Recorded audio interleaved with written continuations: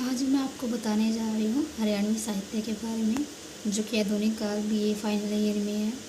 हरियाणवी साहित्य का उद्भव और विकास कैसे हुआ था। जो हरियाणवी भाषा है वो सालों पुरानी है, पहले से इसकी परंपरा चलती आ रही है।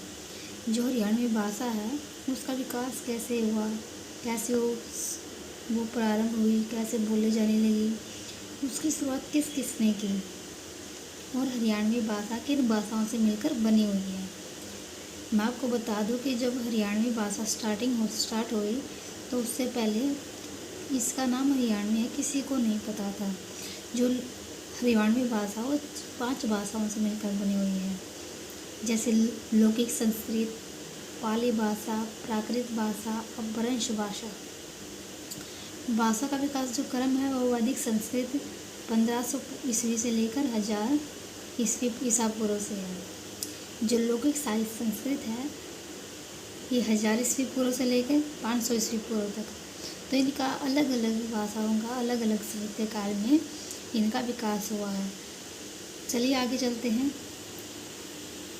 तो ये बताया हुआ है कि किन किन विद्वानों ने मिलकर किन किन भाषाओं से मिलकर हरियाणवी भाषा का उद्भव हुआ है। हरियाणवी शब्द की उत्पत्ति कैसे हुई। हरियाणा शब्द में वी प्रत्यय के योग से इसकी उत्पत्ति हुई है। जो हरियाणवी है उसमें वी प्रत्यय है, इसी कारण वी प्रत्यय के योग से ही हरियाणवी का विकास हुआ है, जिसका अर्थ है हरियाणा प्रदेश से है। हरियाणा के इतिहास। हरियाणा शब्द का अर्थ सब दुखों को हरना है। जिस प्रदेश में कोई दुख न हो वह स्थान सुखधाम कहलाता है। यानी कि जिस प्रदेश में कोई दुख है ही नहीं तो वो सुखों का प्रदेश कहलाता है। और हरियाणा ऐसा ही है। हरियाणा में हमेशा से ही पुरानी संस्कृति को बढ़ावा दिया गया है। किसी भी प्रकार की कोई भी वहाँ पर अत्याचार भेदभाव नहीं किया जाता है। हरियाणवी बोली को सर्वोत्तम स्थान दिया गया है। फिर है भाषा का उद्भव। भाषा मानव जाति के विकास का प्रमुख आधार है। भाषा के विकास में सामाजिक, राजनीतिक, आर्थिक, भौगोलिक परिस्थितियों का योगदान रहता है।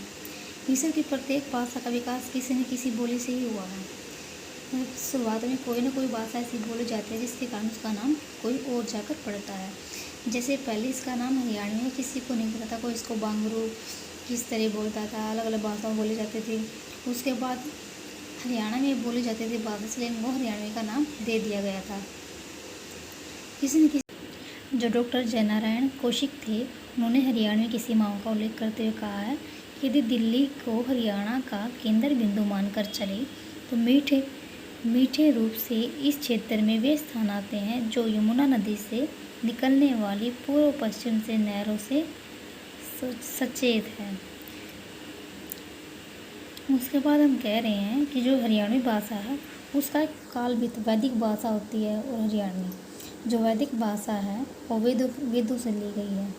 हरियाणवी बोलियों का विकास आर्य भाषाओं के विकास कर की भांति है। गंगा यमुना का अनून हरित है, हरियाली वाला क्षेत्र है। जो गंगा है वहाँ पर पानी रहता है तो वहाँ हरियाली का क्षेत्र बना रहता है, हम सबको पता है। जो प्राकृतिक, मैं आपको ना मोटा मोटा बता रही हूँ क्योंकि अकॉर्डिंग टू सिलेबस ये क्वेश्चन वेरी मोस्ट इम्पोर्टेंट है, जो कि हर बार एग्जाम में पूछा जाता है।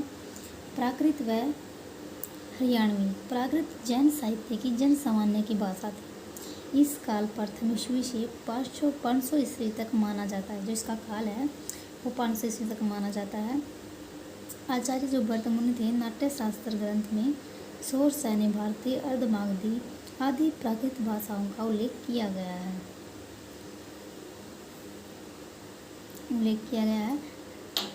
ये सारे क्वेश्चंस हैं जो कि मैं आपको बस दिखा रही हूँ।